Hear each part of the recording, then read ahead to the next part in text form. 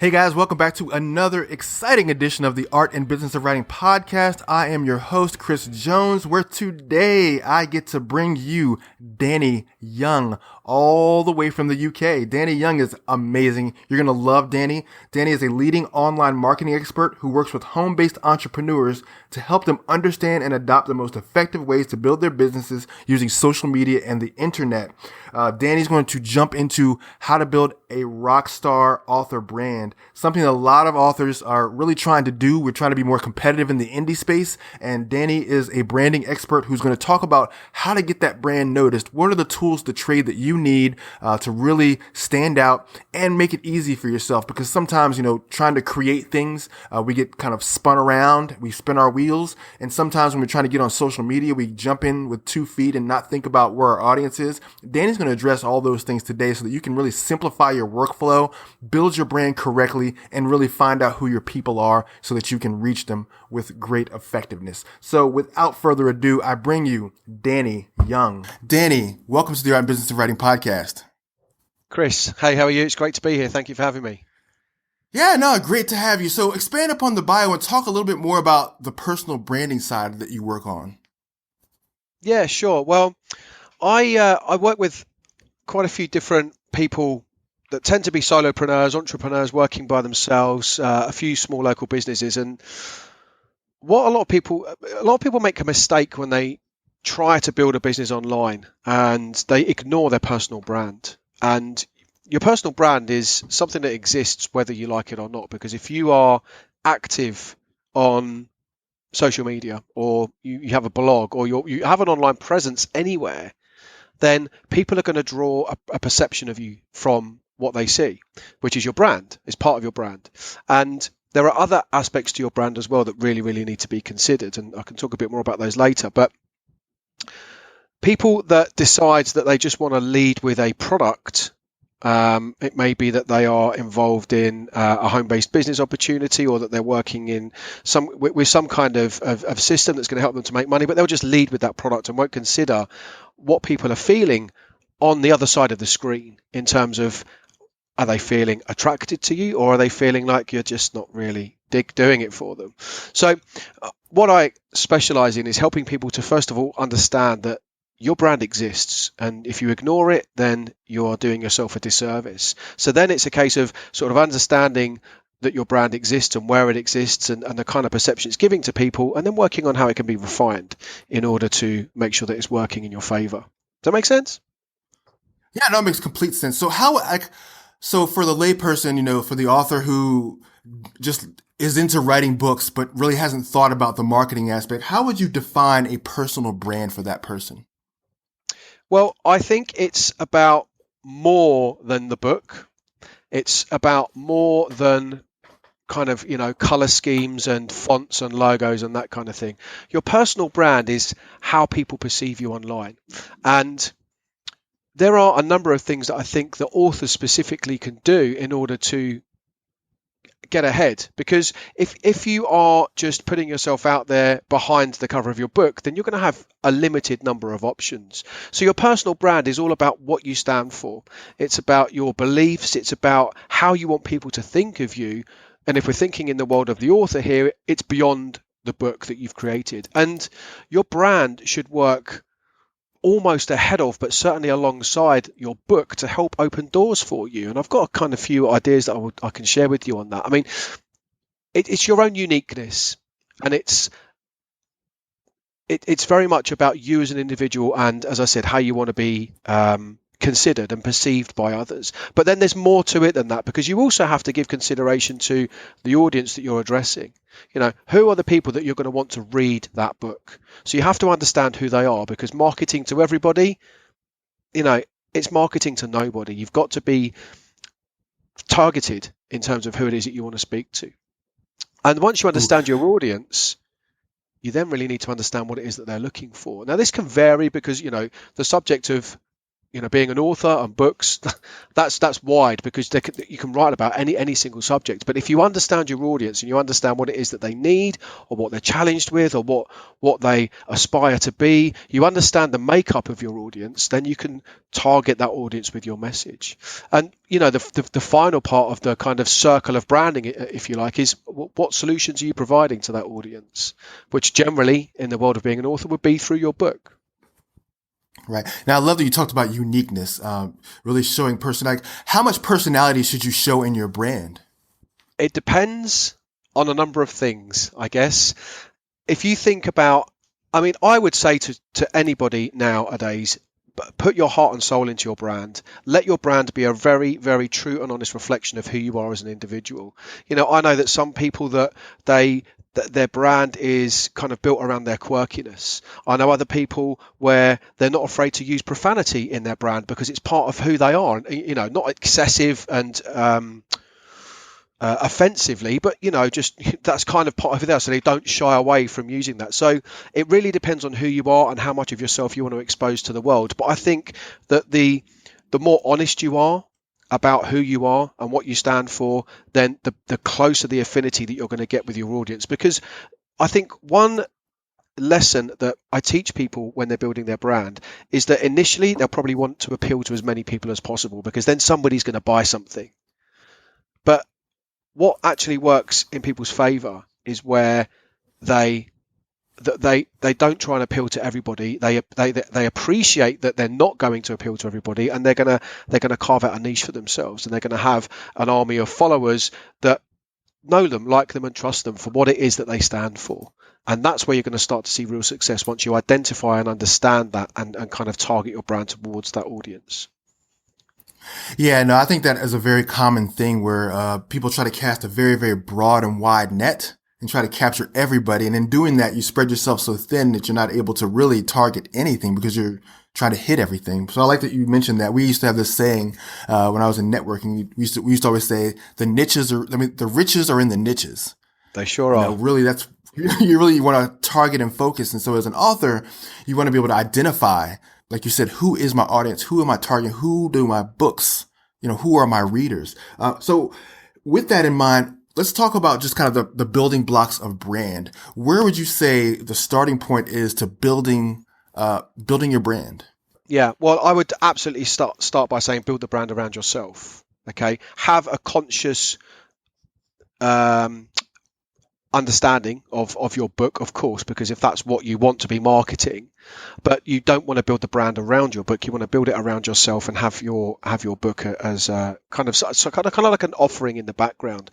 So I talked about this already. I actually have a handbook that I provide some of my clients with called the Brand Builders Handbook. And what it does is it just takes you through a process where you can just start to scribble stuff down, and it starts off with you. So I've talked about some of this already, but think strongly, spend time working out who you are, what you stand for, what you represent, what you want people to be known for, how you want to be remembered. Really kind of put some strong thoughts into that. How do you want people to perceive you? What do you want people to say about you when you're not there? Really start thinking about building out your persona, your online persona. Once you've got that design, what I'm going to talk about over the next couple of minutes in terms of the building blocks for your brand, everything links together. Okay, so you don't complete each of these steps in isolation. You're always kind of thinking about how this all blends together, because your brand is, several different parts make up the whole. So once you've really got to grips with who you are and that kind of stuff, then you've got to think about your audience. So who are they? Who are the people that you're talking to? Why do they want to listen to you? Where are you going to find them? Where do they hang out? What are their demographics? You need to go into a level of detail again about your ideal target customer, your ideal target client. Who do you want to read this book? Who's going to get value from it? So again, here you're linking in your own persona, you're bringing in elements of, okay, so this is what my book's about. You've got to start putting all of that and writing all of that down.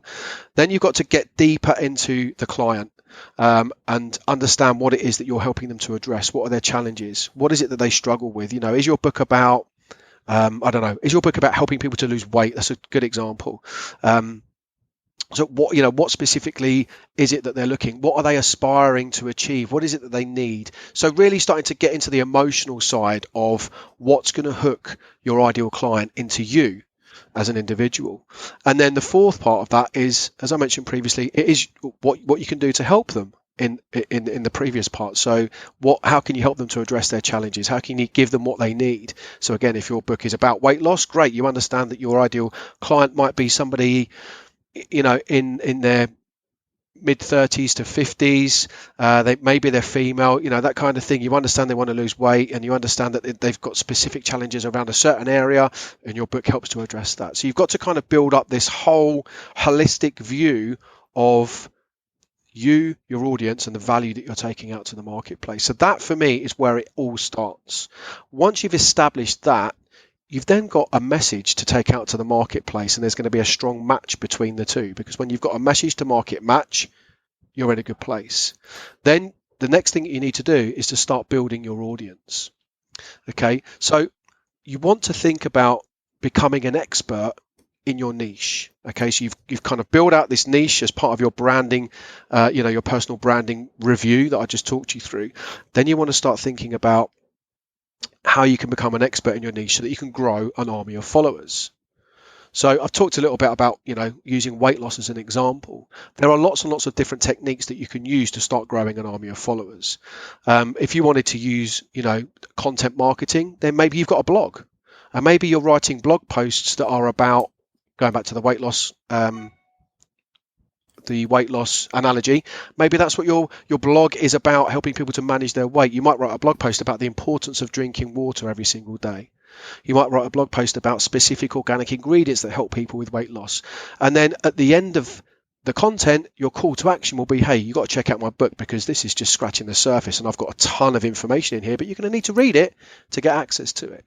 So by building your tribe, it's going to consist of people who know you, and they like what you represent, they like what you stand for, they like the message that you're putting out there. And in time, as they continue to consume your content, they're going to learn to trust you, and they're going to want to buy from you. And this kind of becomes almost like passive marketing, because you write a piece of content on your blog, you do the work to make sure that people can find it when they're searching for certain information, and it's just going to do the job of marketing for you.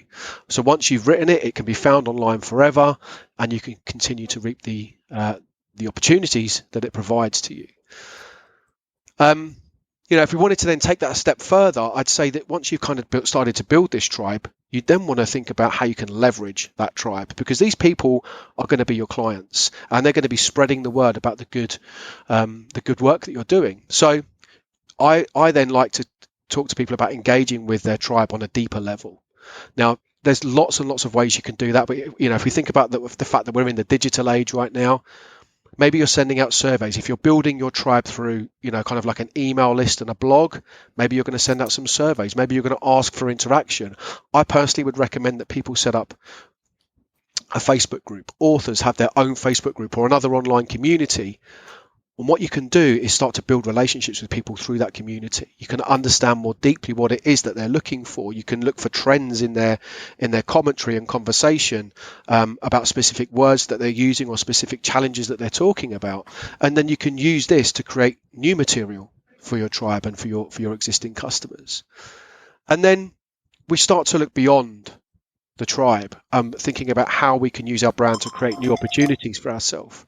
So your brand is a fantastic way to get you more introductions to other people, because you have this online persona. So think about things, in the world of an author, things like online reviews, opportunities to collaborate with other people, leveraging your brand to open up new doors and generate and create new opportunities, using your brand to grow into, new additional revenue streams. So, maybe you've written this awesome book that's, selling really, really well. So what can you do now to kind of capitalize on that? Well, maybe you set up, a video training course. Maybe you look at setting up an online membership site where people are paying you a monthly fee to access continuous kind of current information that you're putting out there. Lots and lots of different ways that you can do it. But hopefully the listeners are now starting to see that leading with a product, which, in the world of an author would be a book, is going to get you so far, but actually taking the time to invest in and build out your brand. When I say invest in, yeah, there can be an element of capital investment, but more about time. It's more about understanding and educating yourself about your brand and how you can use it. Then you can open up so many more new doors and opportunities. Wow, you said a lot of really great things, and I want to unpack some of that if we can, because Cool. I think that if we go a little deeper, I think it'll give a more a wider understanding for our audience. So in the beginning, you talked about just having a blog, and just using blog content as a way to reach people, and then you talked about having calls to action. Would you recommend, like with any piece of content that you create, that you always have that call to action that goes back to your book or back to your program? I would recommend that every piece of content has a call to action, because otherwise your audience are going to read it and consume it, and then they're not really going to know what to do, or they won't do anything. Now, your call to action could be anything at all, but it's just understand the terminology. This is what I'm asking you to do. So, yep, absolutely. You can link it back to the book. You can link it back to something else. If you are trying to build, let's say that this content resides on a blog, but you're looking to build a Facebook community or any other online, kind of social community where you can interact with people in a much simpler fashion. Your call to action might say, hey, I've just created this brand new free community. Here's the link. Come and check it out and join us. Here are the reasons why. It might be that you want the call to action. You may want people to request a call with you if you've got a new product that you're looking to market, or, it really can be anything. But I think the main thrust of content marketing is that you have to almost always have a call to action at the end of your content so that people know what they need to do next. Right. So that would include, like you said, the blog posts, your emails that you send out, messages that you put on your Facebook page. So all that stuff just needs to always have some sort of direction that leads the reader or leads your ideal person back to where you want them to go. So everything really has to be almost like a gumdrop trail, essentially, right? Exactly that. That's a really great analogy. Yeah. Leave the pieces of candy for people to follow so that you can take them on the journey you want to take them on. It may be that you write something and you want people to review it. Hey, leave a comment below and let me know what you think, because that's all about social proof. It's all about enhancing and building your brand and your reputation. Right. So how important is the ask part? Because I know a lot of people post things, they put stuff online, or they put the pieces of content on Facebook or Twitter or whatever, or they put it in their email, but they don't ask for the next step. How important is it to say, hey, I want you to do X, Y, and Z. Hey, I need you to fill out this survey. Hey, I want to hear from you. Because I think we kind of like to assume that people will just do what we think they're going to do. But I think that clients and potential readers want a lot more handholding than we give them credit for. Is that true? Would you find that to be true? I think that is 100% true. People have to know what you want them to do. Otherwise, they won't do it. If you're relying on their goodwill or some kind of, extrasensory perception for them to understand the next step, one of the things about a call to action is that it has to be very, very clear. You should probably, in fact, I'm going to remove the word probably from that sentence. You should always have just one very clear call to action, because we need to make it as simple as possible for people to follow the breadcrumb trail.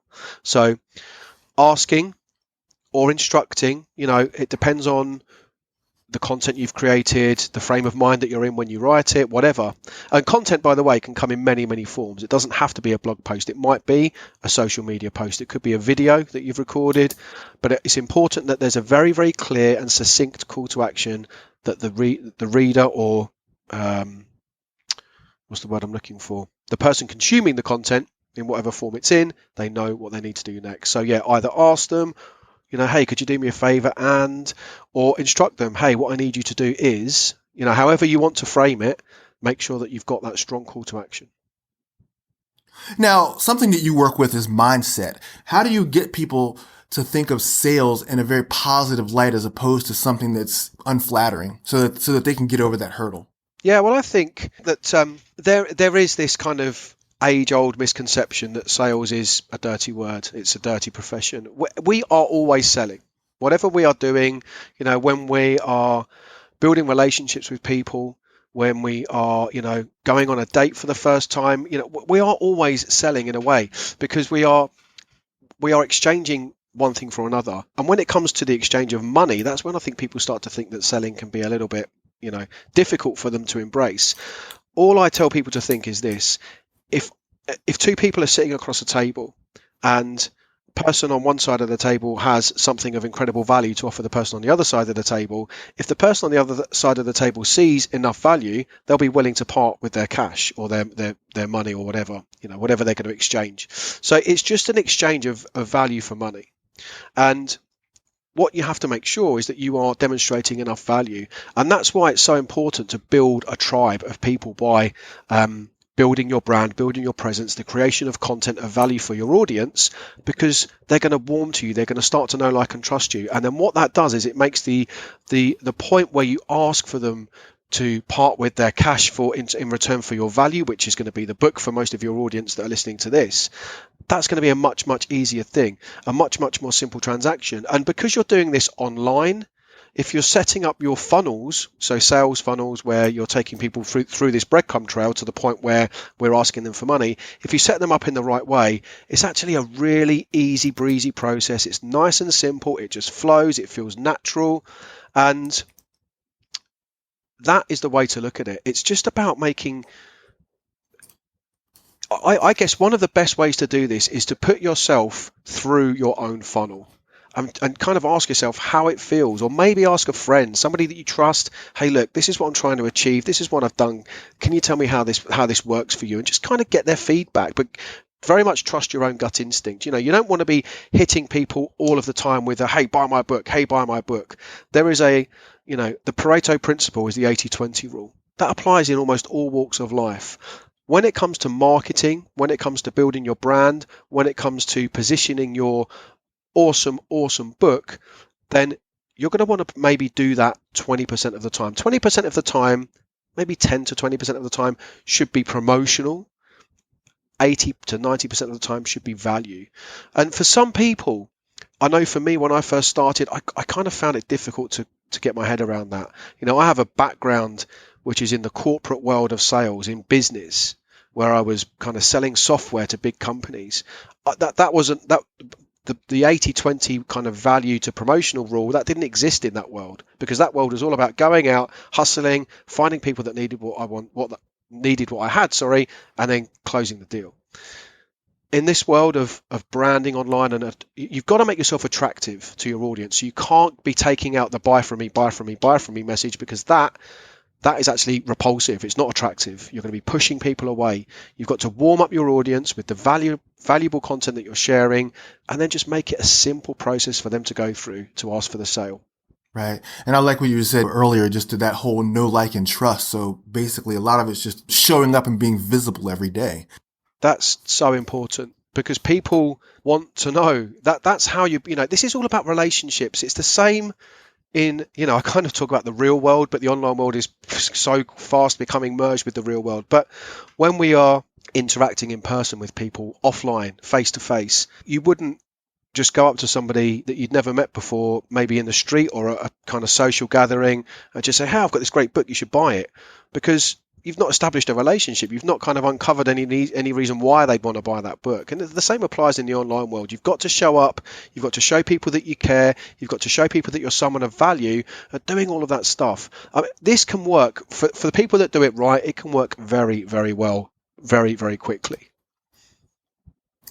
So brand basics, let's get through some brand basics. So starting off, we talked about just kind of fleshing out the idea of what your brand is, what you stand for, who your readers are, how to target them. Now, aesthetically, do I just need to go and set up a website and put some information on the website, create my Facebook page, create a group? Like what are the things that I need to put into place to start to develop a cohesive brand? Great question. So I think it's really important that people don't try and do too much.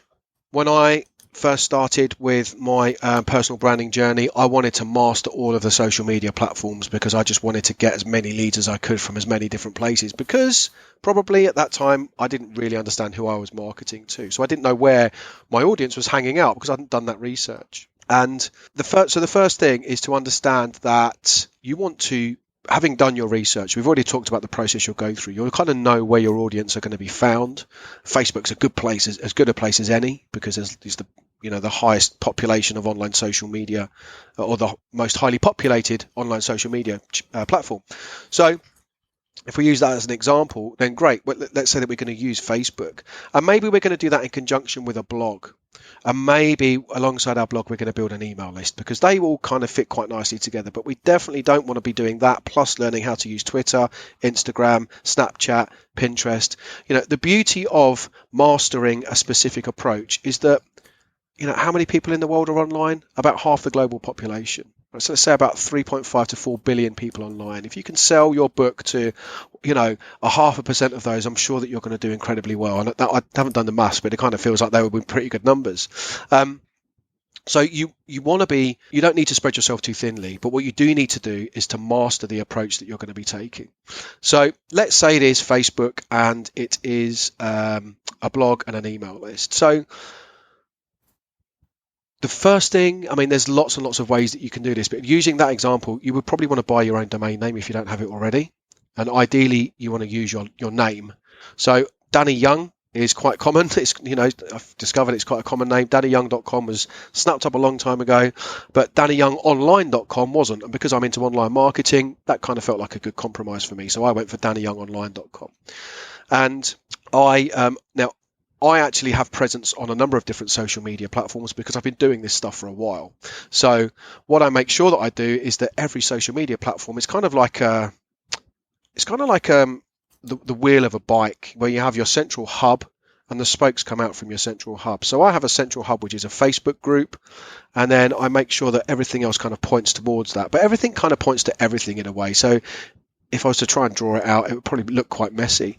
But coming back to the Facebook platform and the blog and the email list, you will probably want to make sure that your face is visible where you're present. So on Facebook, you have a profile picture. Well, make sure that profile picture is of you, because that's where you're going to get people buying into you, where they can see who you are, not a picture of a building or a pet, or it needs to be something where they can see you, preferably with the whites of your eyes. That kind of just, helps to create an established relationship.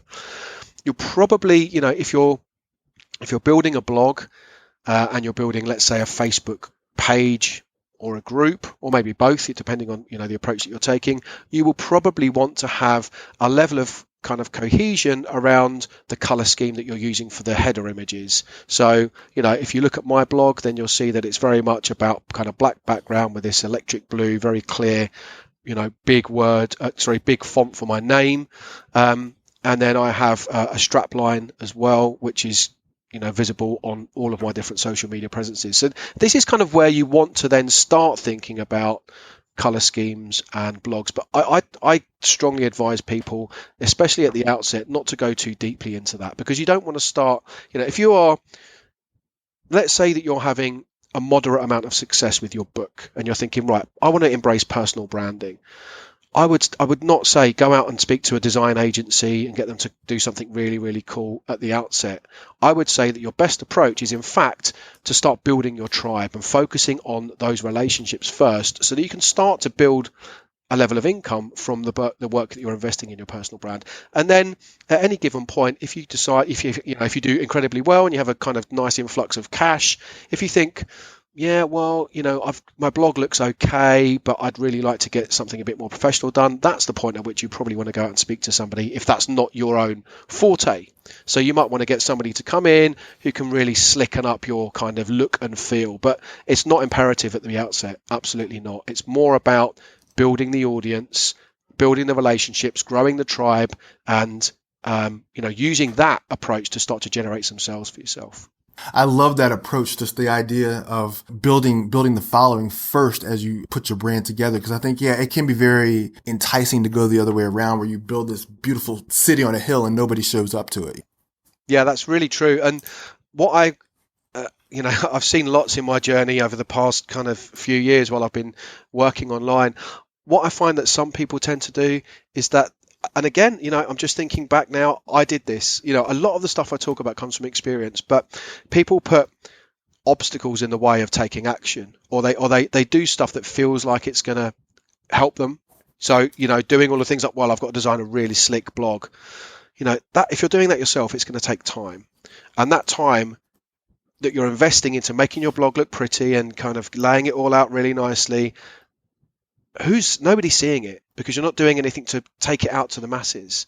So, if your strategy is, I want to blog, I want to build my audience on Facebook group and point them to my blog, and I want to point my blog back to my Facebook group, and I want to build an email list, that's a great approach. Just get going with it.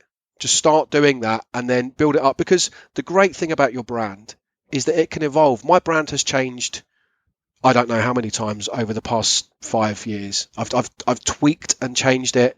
I changed the color scheme about a year ago because I kind of just felt it needed a bit of a refresh. But I didn't make that my primary concern when I was looking to build an online business. It was something that I understood that I could manipulate and tweak along the way, and that's definitely the approach to take.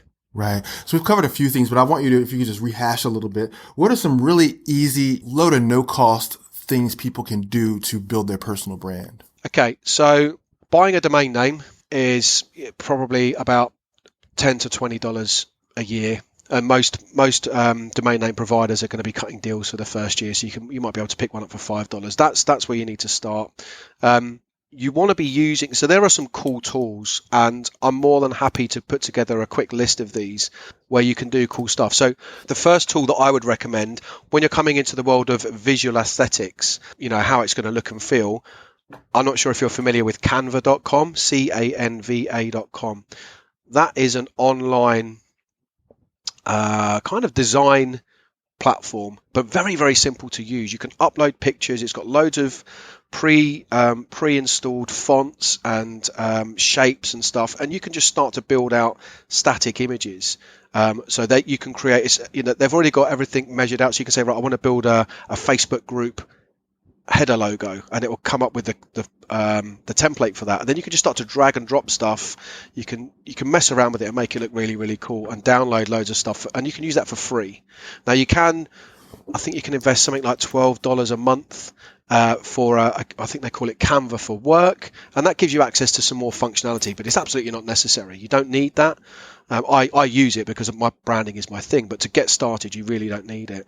Then there's other resources that you can use to kind of, in fact, inside of Canva, and I think this might be a Canva for Work piece of functionality, I'd need to check, but they pull together fonts for you, and they suggest combinations of fonts that look really good together, which is a pretty cool tool. But there's other stuff you can find online through Google searches to help you do that. There's other cool tools where you can work out what colors go well together. So there's I forget the name of them right now, but I'm happy to put together a list of these that you can send out to your audience, Chris. But some of these cool tools that will help you to work out, so what colors blend well together. Really, really cool, because sometimes people get stuck with that. But if in terms of, before we get into all of that, if I was to take it right back to the beginning, right back to the very beginning, I have my own resource, which I'm happy to share with you, which is a free ebook. It's kind of more like especially as I'm speaking to the world of authors here, ebooks in that world are slightly different to where they are in mine. This is more of a handbook. It's a guide, and it's called 6 Steps to Refining Your Personal Brand. And it's about identifying that you have a brand, and then some simple steps you can follow to start getting it working in your favor, so that you're going to start to put yourself in that camp of attractiveness where people are potentially going to be coming to you and raising their hand and saying, hey, what you're doing is cool, I want to know more, and you can take it from there. Oh, very cool. Yeah. There's this really cool tool online called namechecker.com. Have you seen that before? Yeah. Namechecker, yeah. Namechecker is really great. So if you're starting a brand out and you want to know whether that name is available on every social media platform out there, you can just type in the name of whatever you're calling your brand, and it'll let you know whether it's available or not. So it's a great way to vet your name. Yeah, there are a huge number of tools available. Personally, I've just completed my own training course called the Online Marketing Masterclass, which is about a lot of the stuff that we've discussed today. It's about learning how to leverage the online world to generate a consistent flow of leads for whatever business you're in, whatever niche you're in. And there are lots and lots of tools that I've summarized inside of that training course to help people with different aspects of building your brand, or, shortcuts and hacks for Facebook and YouTube and lots of different things. There are an abundance of great tools. That's one of the things I love about doing what I do, is reading a blog post from somebody and they mention a tool and I check it out. I'm like, how have I not seen this before? This is outstanding. Yes, I know it happens to me a lot all the time. Cool. Yeah, and then we'll put a link to your course in the show notes so that if people want to check out your course and sign up for it, it'll be available to them to check out on the show notes. But yeah, I know I do the same thing. It's like, there's so many low cost ways to get things built. You can even, for photography, there's like Upsplash or Pexels or Pixabay. You can get all your photography and have it, completely free to use right online as well. So there's so many ways to get the things that you need without breaking the bank and at the same time looking very good and very professional. Oh, so, I mean, Unsplash, the quality of images that are there, and Pixabay and Pexels, the three that you've mentioned, again, they're great resources. You can take those pictures, you can pull them into Canva, you can have a play around with them, you can overlay your own image, you can overlay text, but I've seen people do that in the past and it kind of looks a bit amateur. With Canva, you can really make it look nice and slick, which is cool. It's a great tool. Oh yeah, definitely. And then, be sure to do your research with that as well in terms of branding, because you don't want to pull some font out of left field because it looks good to you. It may not resonate with people who, like you said, the weight loss, fitness tends to have its own system fonts, set series of fonts that people recognize as these are fonts that are in the fitness industry, or these are fonts that are in the online industry, or these are fonts that are in the fantasy author industry. So just making sure that you're using fonts that people are used to and are consistent with that particular genre or industry that you're going into. Would you agree with that? Absolutely. Yeah, 100%. 100%. So, hey, we're going to come in for a landing, Danny. It's been great having you on the show. Thank you so much for joining us today. My pleasure. It's been great talking to you. Yeah, great talking to you. And then we'll put all those links in the show notes for everyone to check out all the resources and tools and Danny's courses and learn about his coaching programs. Danny, have a great day today, and we'll talk to you again soon. Yeah, you take care, Chris. Thanks very much. Hey, author, Chris here. I want to tell you about a program that I'm really excited about called Group Gold. For a long time, I would post on my Facebook fan page only to find crickets. Very few interactions, very few connections. That is before I discovered Facebook groups through the program Group Gold. Facebook Group Gold program is the most complete one of its kind to help you grow, engage, and monetize your Facebook group. Mark Mawhinney, the program creator, will walk you through every aspect of how to create, manage, and run your Facebook group so that your tribe is coming to you. Makes it easier, doesn't it? When you've got people interacting with you because they want to be there. That's the beauty of Facebook groups over Facebook fan pages. Ever since I started the Facebook Group Gold program, I've been growing my group, building my audience, and I've got people in there who are active and who want to be there, hanging out with me every single day. You can have that too. Just visit my website, www.readyrightlaunch.com, and under the offer tab, select Group Gold. Then you can see for yourself the magic of Facebook groups.